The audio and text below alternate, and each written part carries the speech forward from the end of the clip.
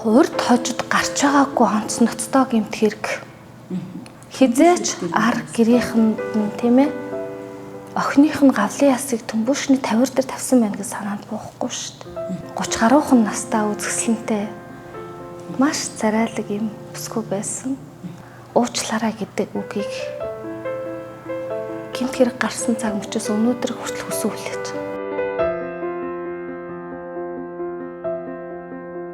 Newsroom сайтын редакцад яг одоо өмгөөлөгч булгамаа ирсэн байна. Танд өдрийн мэнд хүргэе.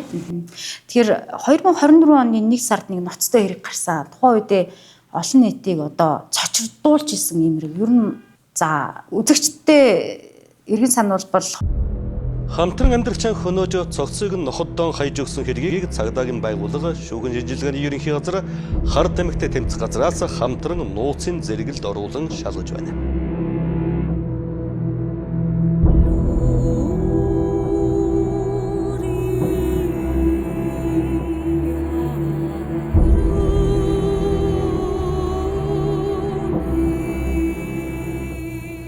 Мөрдөн шалах ажиллагаагаар иргэн цээтэй хамтран амьдарч байсан Б гэгч нь олон тооны нохоод хижээдэг байсан нөхцөл байдал бол тогтоогдож байгаа. За ингээ энэ процесс 3 шатны шүүхээр ороод хохирогчийн арга гэрийн зүгээс маш их сэтгэлсэн нааны хохирол хүний алдаа зогсохгүй хохирсон дээр хохирсон юм ноцтой хэрэг гарсан. За энэ хэрэг дээр бол өмгөөлөгч булгамаа тууштай ажиллаж за хэргийг нөгөө шүүх хурал дээр нь очиж суусан одоо үдсэн үний хувьд бол маш ур чадвартай ажилласан гэж би бол бодсон. Тэгээд удаа л хүсэлт тавьсны эцэст өнөөдөр ямар тач зарим мэдээллийг хэм хэмжээнд нь авахаар бол зөвшөөрлөө аваад сууж байгаа. Улсын дээд шүүхийн тогтоол сайт дээр орсон байна. Тэгэхээр хоёлаа боломжит хэмжээнд нь сэрэмжлүүлэх зорилгоор энэ хүү ярилцлага эхлүүлцгээе.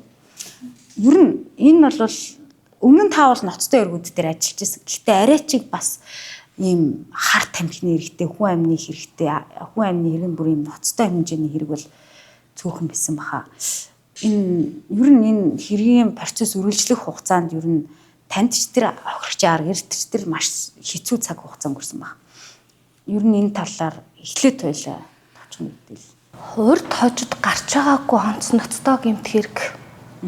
30 гаруухан настай үзэсгэлэнтэй маш царайлаг юм бүсгүй байсан. Тэгээд хамтран амьдарч байсан хүний тухайд бол бас өндөр боловсралтай бас чамгүй одоо ажил хийж байсан бас тодорхой орлоготой өөрт нь хайртай сэтгэлтэй гэж гэр бүлд нь ээжд нь гэр орныхонд нь очиж илэрхийлж одоо хамтдаа бид амьдрнаа гэж гуйж авч усан хүргэнийг нэг л өдөр охиных нь амийг авчихна гэж яасан хөвд. Тэгээд сургуу болсонтой холбоотойгоор ер нь бол би бас энд хоёр зүйлийг онцлие. Нэгдүгээрт нь манай мөрдөх байгууллага буюу Улсын мөрдөн байцаах газар онцгонд гэмтэх хэрэгтэй тэмцэлтээс ажлын хэсэг гаргаж маш шуурхай ажилласан. Маш сайн ажилласны үр дүнд энэ хэргийг илрүүлсэн. Яагадгүй л энэ хэрэгт холбогдсон хүн бол би ерөөсөө мэдэхгүй байна. Яагадгүй би мансуурсан байсан санахгүй байна. Би талигачтай хайртай штэ гэдэг л үг хэлдэг ийм байдлаар энэ хэрэг анх одоо өрнөж эхэлсэн байдаг. Тэгээд хэргийн газраас хэрэгвчлийн газраас цөөн тооны яс хов хоосон гавлын яс болцсон. Хизээч ар гэрийнхэнд нь тийм ээ охиных нь гавлын ясыг төмбөшний тавир дээр тавьсан байна гэж санаанд буухгүй штэ. Тэгээд хов хоосон хойхч байхгүй болсон гавлын ясыг хүлээж авсан ээж ихч түүсэд ямар байх вэ? Нотлох харамттай танилцагч гэсэн тэгээ хууль ёсны төлөөлөгч ихчтэй цог орж хэргийн материал танилцдаг. Бид байдал бичээд ирэх нь ээжинд бол сольсон. Хууль ёсны төлөөлөгчөөр өндөр настай ээж нь энэ бүхнийг тавж гарч чадахгүй байна. Ер нь боддоо төрсөн гарсан тэр цэцэг зэврээ болсон охиныхоо бүтэн бүлээн биеийг биш хэдхэн тооны ясыг олж харна гэдэг бол энэ хорвоод их хүний хувьд бол нүүрт болох зүйл биш шүү дээ. Тийм учраас магадгүй бол даралтны хэсэг зүрхэн хаах асар эрсдлүүд бол байсан тул их чигийн хууль ёсны төлөөлөгчөөр сольж хэргийн процесс ажиллагаа цааш үргэлжлүүлсэн. Тэгээ төрсөн ээжээс нь бол манай шүүх эмнэлгийн байгууллага бол үнэхээр сайжирдаг юм билээ. ДНК-г олон төрлийн шинжилгээ авсан. Шүүд, шүүлс, үс гэд маш олон төрлөөр одоо маш олон шинжилгээний дүгнэлтүүдийг хийжээж үнэхээр хохирогч төрсөн охин юм байна гэдэг тогтоосон байдаг. Зөвхөн шүүх эмнэлгийн олон төрлийн тэр шинжилгээнүүд гэхэд 70 гаруй төрлийн шинжээчийн дүгнэлт тусгай мэргэжлийн субъектүүдийн дүгнэлттэй байсан гэдэг бодтоо. Тэгээд мөрдөн шалах ажиллагаа шуурхаа явсны үр дүнд үнэхээр мөн байна гэдгийг тогтоосон. Тэгээ энэ бүхнээс харахад бол би хэргийн нарийн нууцыг бол ярих нь хуулиар хориотой. Гэхдээ би болгоомжлуулж хэдэн зүйлийг хэлмээр байна. Энэ бол хар тамхины хор уршиг. Би Монгол улс бол одоо залуучууд тийм ээ ялангуяа өсвөр насны хүртэл сонирхож энэ хар тамхи гэдэг зүйлийг хэрэгэлдэг. Энэ байдалд онцгой төрлийн бодлогын түвшинд анхаарах ёстой. Хар тамхи хэрэглэл байнгын хэрэглээ болгож хэрэгэлдэг байдал нь өөрөө өөрийгөө удирдах чадваргүй болгож ийм нөхцөл байдал үүс. Нэг л өдөр хайртай ханыгаа байхгүй болгоцсон ийм нөхцөл байдал бий болж байгаа.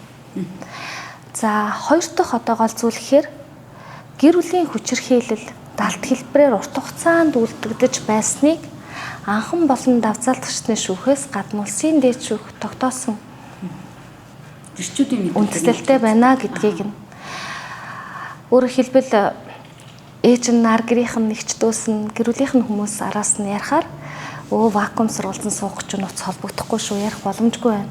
Эсвэл Facebook чатаас нь өмнөөс нь одоо бичээд гэсэн ийм үйл баримтууд бол байдаг.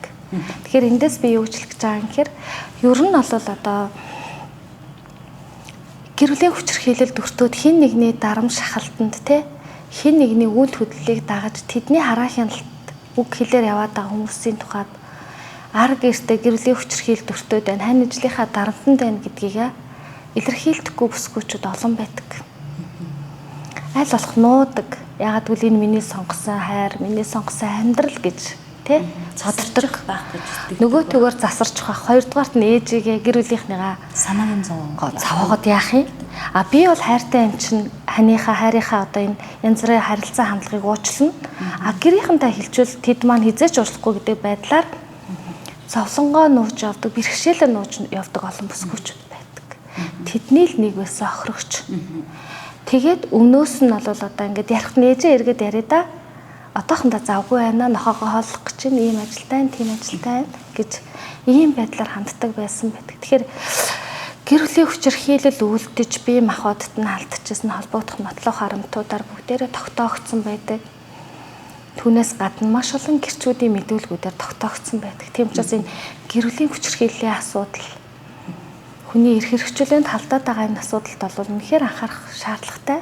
Тэгээд би бас таны өр хүүхэдтэй гэр бүлийн хүчирхийлэл үлдэж байх вэ? Өөрөө тийм ээ? Эсвэл хин нэгний хүчирхийлэлд өртөж байх вэ? Анхаарал тавьж байгаараа гэдэг би бас энэ хэргийн сургамж олгож олон нийт хэлье гэж бодож байгаа. Энэ хэрэг ингээд нөгөө жил гаруй үргэлжлээд ар гэрийнхэн ч тэр одоо хэрэг дээр ажиллаж исэн өмгөөлөгчдийн баг бүрэлдэхүүнчдэр нэлээд том сорилттой юм хэцүү цаг хугацааг өнгөрүүлсэн гэж бол ойлгож байгаа. Ар гэрийнхний зүгээс нөгөө мэдэрсэн нэг зүйл нөгөө хэрэг бол хэвлэлээр засагдсан байсан шүү дээ тий. Үүнтэй зэрэгцээд нөгөө хохирогчийг хохироодог чичилдэг нэг юм нийгэмд байгаад идэг шүү дээ. Хохироод амнасаа алдчихлаа. Хохироод эрүүл мэндээр хохирчлоо ч юм нэгд хохирцсан тий. Ингээ хохироод явж хахад нэмж хохироогоод олон нийт ингээд хуруу гараараа чичилдэг. Тэгээд тэр хүүхдээ харахгүй яасан юм. Хар тамхичин байсан юм биш үү гэх мэт комментууд. Тэгээд тэр чинь нөгөө ард нь хүнээ алдчихад байж байгаа энэ гэр бүлийн хүнд хэцүү байдлыг улмал дордуусан дээр нь дордуулж хохироосон дээр нь хохироож байгаа. Нэг юм үйл хөдлөл байд юм нөхцөл байдал харагдаад байсан. Та бол яг энэ тэр хүмүүсийн зовлон шаналлыг нь ойроос харсны хувьд олон нийтэд хандаж энэ дэр ямар нэг зүйл хийж болох уу? Одоо нөгөө хохирчлоо энэ хүн ингээд гэж тэгж яхад л очир төвийн 13 настай охины жишээн дээр ч харагдчихсан тий. Хохирогчийг л яллаад идэг. Ер нь энэ сэтгхүү өөрөө зөв зүйл бол биш баг тий. Гэмт хэрэг гарсны дараа нийгэмд гэмт хэргийн хохирогч болсон хохирогчийг илүү сонирхож олон талаас нь бичдэг энэ хандлага бол үнэхээр газар авч аваад би хуульчин хувьд сэтгэл эмзэглэж явдаг. Тэг өөрөө л одоо буруутай юм биш үү тий? Эсвэл ар гэрийнх нь хүй хайг байн бай ярьж авахгүй яасан юм бэ гэдэг ч юм уу тий? Яах гэж юм юмтай суулгасан юм бэ гэдэг ч юм уу? Хин хизээ нэг өдөр амь насыг хороочно гэж бодох юм бэ тий? Гадаад хэл өстой өндөр боловсралтай залуу ирээд охин үрд чи хайртай юм аа гэд байн анхаарал тавьдаг, эргэж тойрдог ийм залуутай амьдарсан. Тэг яг энэ цаг мөчтэй холбогдуулна ер нь охирогчийн ар гэрийнхнаас ярилцлага авъя.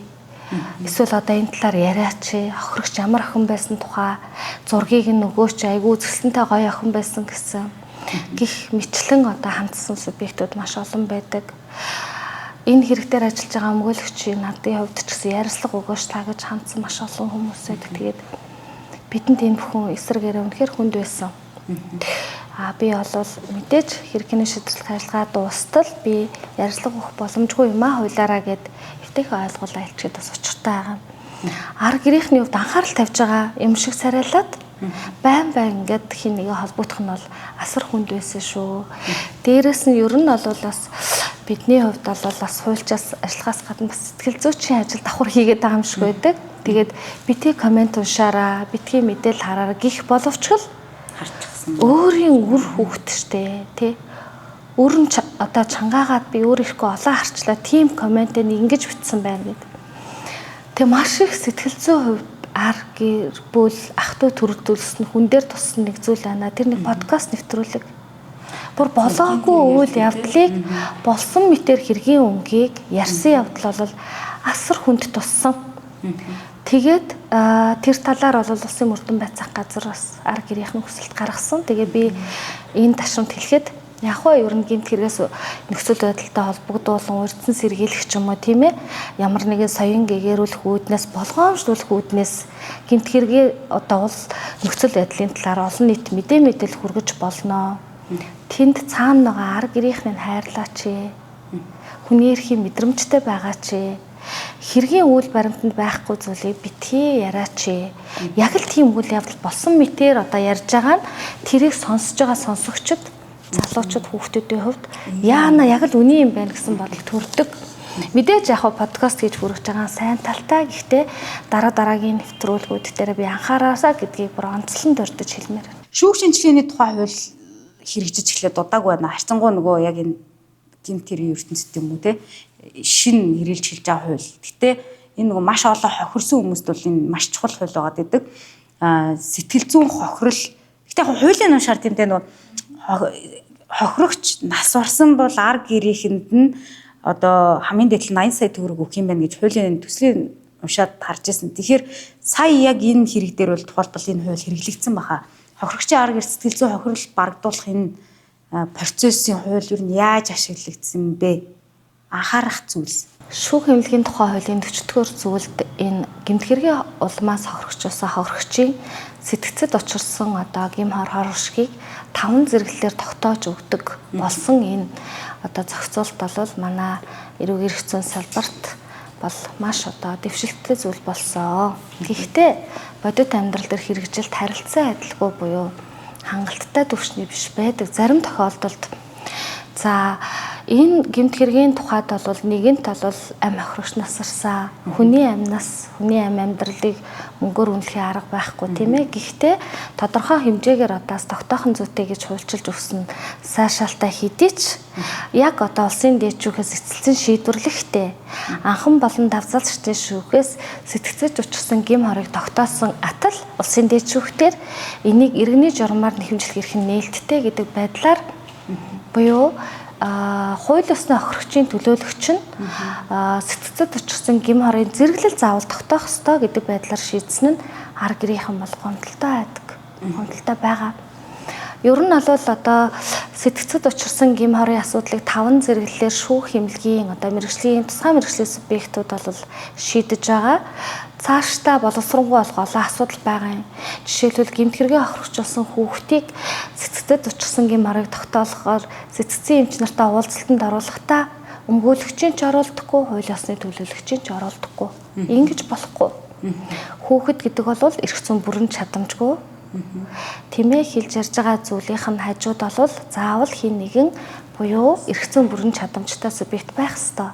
Хэрэг хянан шийдвэрлэх ажиллагааны бүхий шатанд өмгөөлөгч тэр хууль ёсны төлөөлөгч нь хүүхдийн дэргэд байх хуульчлагцсан атал шүүх хэмнэлгийн дүгнэлтийг гаргахдаа ганцаараа нь оруулаад тэр хэргийн тухай дахин яриулдаг нь өөрөө хүний эрхийн ностой зөрчлөөс агуулаад байгаа. Тэгэхээр яг энэтэй агаар нэг адил хууль ёсны төлөөлөгчийн хувьд бас сэтгцэд учирсан гим хорыг зэрэглэлийг тогтоох ёстой гэж байгаа нь нэг талаар бас л хүндхэн асуудал байгааз дахиад нөгөө шахаад даван туулж тогтоолдог. Тэгвэл яг уу 5 зэрэглэлээр тогтоодог. За магадгүй 3 ч юм уу 2 ч юм уугийн гаргахад яагаад 2 3 гэж байгаа бүхэл бүтэн бид нар хүнээ алдчихаа тий. Насан туршийн энэ зовлонгоо гítэлж чадахгүй хүнд байдалтай байна штэ. Гэдэг байдлаар хандах гэхээр хаана давзаалтах юм бэ? Энэ тухай зохицуулт хүртэл байхгүй байгаа зэрэг нөхцөл байдал байгаа.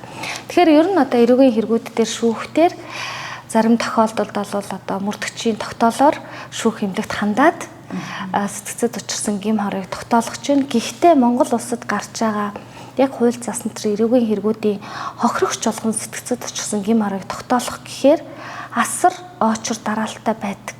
Энэ чиглэлийн мэргэжлийн субъектууд болсон хүчнийхээ асуудлыг бид бодлогын түвшин шийдэж чадаагүйгээр хуульд нэмэлт өөрчлөлт оруулсан байдгийн билээ. Энийг болвол ер нь цаашдаа бодох хэрэгтэй асуудал, шийдэх ёстой асуудал. Тэгээд дийлэнхтэй эрүүгийн хэрэгүүдээр иргэний журмаар нэхэмжлэх эрхийг нээлттэй орхиж байгаа нь хохирогчороо л үлдэж байна. Нийгмийн бүүлгийг дүртэж байна. Дахиад сэтгцэд учирсан гим хор тэр гимт хэрэгээ чи араас тэр ээж эгч төс бүгдээрээ бүтэн жилжингээл ажил төрлөө орхиод араас нь яваад нэг хэсэгтээ ер нь гимт хэрэгээ хохирогч нарын хувьд ар гэрийн амьдрал зогсон байдалд ортгоо шүү дээ. Ажил төрлөө орхидог, санхүү эдийн засгаар хямардаг, сэтгэлийн хүчээ алддаг, амьдрах итгэлээ алддаг. Энэ бүхнийг их бодиттой шийддэг байх хэрэгтэй. Нэгэнт л гимт хэрэгээ болмоос хин нэгний алтай ам охирсон бол маш тодорхой ямар нэгэн шинжээчийн дүгнэлт хэдэн үе шат дамжихгүйгээр шийддэг ийм л хүнд зортолгүй зохицуулт үнэхээр өгүүлэгдэж байгаа. Энэ нөхцөл байдал яг энэ хэрэг дээр мөн л ажиглагдсан. 24 оны 1 сарын 18-наас 22-ны үеэсэд хохирогч амиа алджээ гэж хуулийн байгууллага тогтоосон байдаг. Тэгээ энэ хэрэг анхан шатны шүүхээс давзаалт шатны шүүх улсын дээд шүүхэд 2025 оны буюу энэ оны 4 сарын 16-нд бүх шатны шүүхээр эцэслэн шийдвэрлэгдсэн. Ер нь охид эмэгтэйчүүд эрхийг хамгаалах чиглэлээр хохирогчийн эрхийг хамгаалах чиглэлээр олон жил бас олон хүнд гэмт хэрэгүүдээр ажиллаж байсан. Тэгээд энэ гэмт хэргийн мөрдөн шалгах ажиллагаа хэрэг хянан шийдвэрлэх ажиллагаа дуустал арга гэрийнхэнтэй цуг би хамтдаа маш их сэтгэлийн хүч, сэтгэлийн хатах шаардсан онцлог байсан. Тэгээ бүх шатны шүүхээр эцэслэн шийдвэрлэх цаг мөчид шүүхийн шүүх хуралдааныг нээлттэй явуулнаа, шин журам гарсан гэдэг асуудал хүндсэн. Тэгээд ээж болон нэг чар гэрийнхний зүгээс маш эмзэг хүнд туссан. Би энийг яагаад онцолж байгаа юм гэхээр ер нь шүүн таслах ажиллагааг нэг талаараа нээлттэй байлгая гэх боловч хүн нэг л амьдарч байгаа. Үр хүүхдээ яаж зовж шаналж тарчлан амиа алдсан тэр цаг мөчийг Монгол орон даяар нээлттэй хүрхийг хүсээг. Тийм учраас дээд шүүхийн хуралдаа эхлэхийн өмнөхөн зөвхөн нээлттэй эхний хэсгийг нь бол нээлттэй явуулаад үндс хэсгийг хаалттай явуулах хүсэлтийг гаргасан. Тэгээд гол асуудал бол Монгол улсын үндсэн хуулиас илүү давсан журам гэж байж болохгүй. Хүний халдшгүй хүний нууцыг бид хүндэтэх ёстой. Монгол улсын нэгдэн орсон олон улсын гэрээ конвенц хүний эрхийн түгээмэл тунхаг хүний халдшгүй эрх нууцын асуудал маш тулгуур зарчимд ордог. Тийм учраас улсын дээд шүүхээс нээлттэй явуулна гэдэг энэ журам зарчим хүртэл арга гэрийнхэнд асар том сэтгэлийн дарамтыг өгчээсэн гэдэг би онцлохыг хүсэж байна. Ингээд улсын дээд шүүхийн бүрэлдэхүүн бол бас үндслийг хүсэлтийг хүлээж аваад үндсэлтэй байна гэдэг байдлаар хүлээж авч үндсэн гол хэсэг бол хаалттай байдлаар аваад за хурлын шийдвэрийг бол нээлттэй байдлаар танилцуулсан. Дашрам дасных зүйлээ хийдээ. Хохирогчийн арга гэрийнхний зүгээс өндөр настай ээжийн зүгээс охинтой намдарч ирсэн тэр залуугаас түүний арга гэрийнхнээс уучлаарай гэдэг үгийг гэмт хэрэг гарсан цаг мөчөөс өнөөдөр хүртэл хүсэн хүлээж байгаа. Уучлаарай гэдэг үг ямар их үнцэнтэйгээ санана. Мөнгөлөгчөө уучлаарай гэдэг үгийг хэлжүүл ядаж би нэг жоохон ч гэсэн сэтгэлд гэрэл гэж охин минь ээж нь чиний араас те чиний зөрчигдсөн эрхийн араас чадлаараа хичээсэн шүү гэж жоохон ч гэсэн сэтгэл гимээр байна гэж хэлжсэн өндөр настай хүний үг надад гол сурдаг. Уучлаарай гэдэг үгийг би дахин хэлье. Маш их хүлээж байгаа хүлээсэн. Тэгээ нэгд энэ гэмт хэрэг талбагдсан хүний тухай ч гэсэн бас гэр бүлтэй аавтай эгчтэй дүүстэй бас бүтэн бүлээн айлын хүүхэд бас ядаж хүн ёсоор хандчихгүй дээ гэж би дотроо бодсон. Тэгээ энэ дашуунд хэлэхэд ер нь альва гэмт хэргийн ард санамсар болгоомжгүй янз бүрийн нөхцөл байдал байсан ч гэсэн хохирогчийн ар гэр сэтгэлийн дэм үзүүлчдэг байгаараа хин нэг юм уучлаарай гэдэг хүнд итгэл найдвар амьдралыг биелүүлдэг шүү. Тийм учраас яг энэ кейсийн тухайд өнөөдрийн хүртэл намайг уучлаарай гэдэг үгийг маш их хүлээсэн. арга ирээхний зүгээс тийм. Тэгвэл Монгол улсын 3 шатны шүүх үнэхээр энэ хүн бол гимбуруутай байна. Олон талын нотлох баримтаар тогтоогдсон байна гэж төрийн шүүх шийдсэн. Гэхдээ хүн дотроо жоохон ч гэсэн сэтгэлийн уучлалыг хүлээдэг, жоохон ч гэсэн итгэлийг артаа хүлээж идэг юм билээ.